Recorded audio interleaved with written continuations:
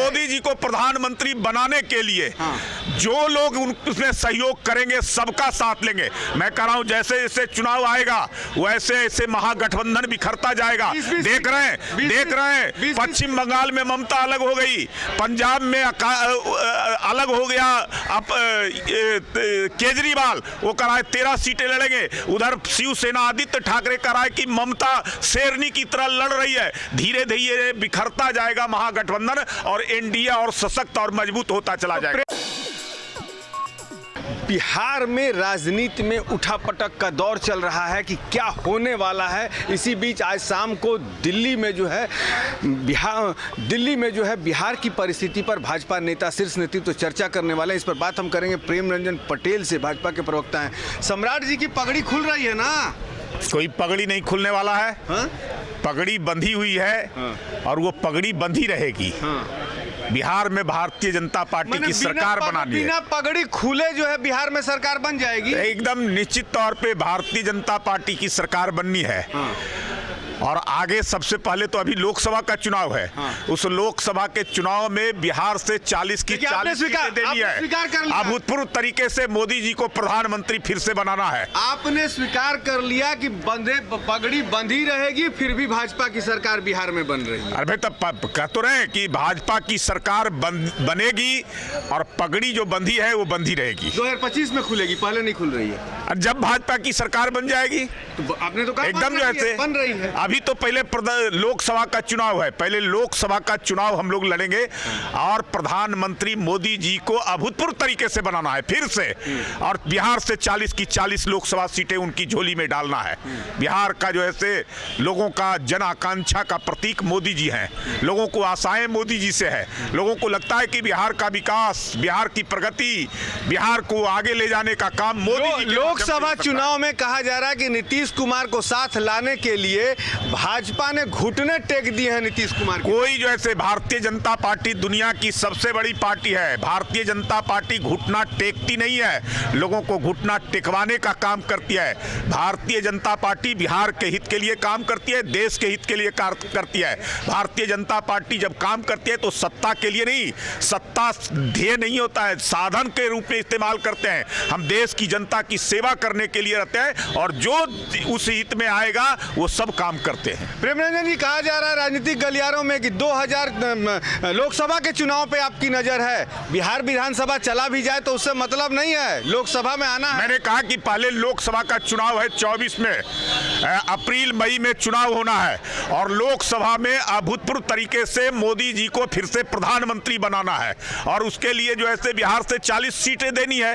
पिछली बार 39 सीट था, इस बार कोई सीट बट नहीं होगा, 40 की 40 लोकसभा सीटें देनी है। इसके लिए हम लोग को जो भी करना होगा वो करेंगे।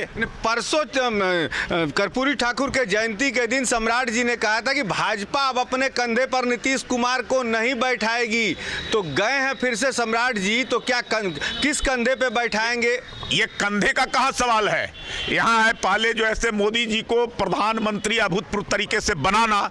मैंने कहा उसके बाद फिर हम लोग आगे तय करेंगे क्या होना है।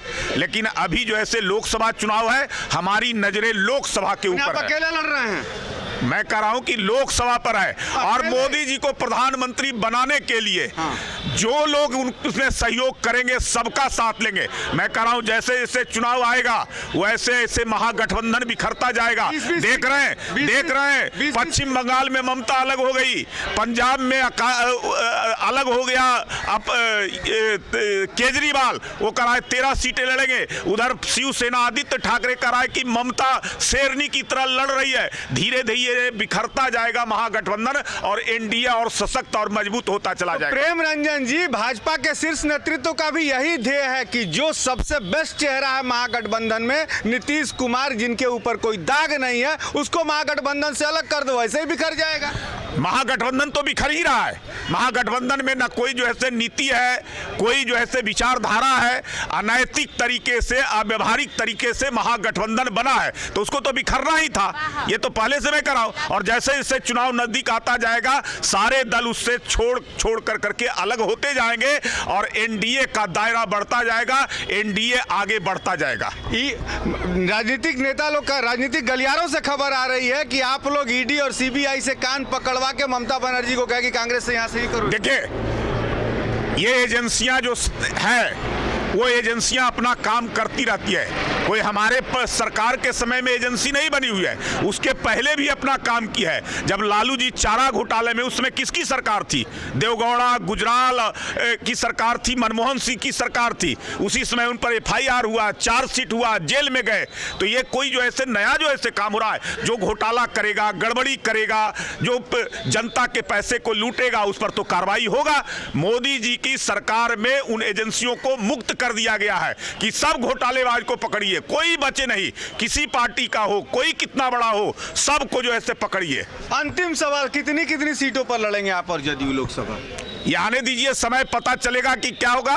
अभी जो है से हम लोग 40 की 40 लोकसभा सीट जीतने के लिए उस लक्ष्य की ओर जो है से बढ़ रहे हैं। लड़ रहे हैं यानी मैं कह रहा हूं कि 40 लोकसभा सीटें बिहार से जीतनी है, उस लक्ष्य के लिए जो भी करना होगा वो हम सब लोग कर रहे हैं।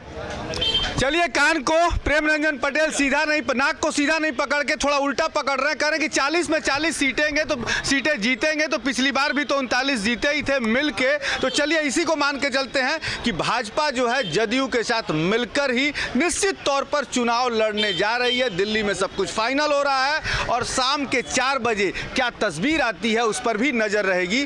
कैमरामैन प्रेम के साथ मैं मनोज चतुर्वेदी, पटना।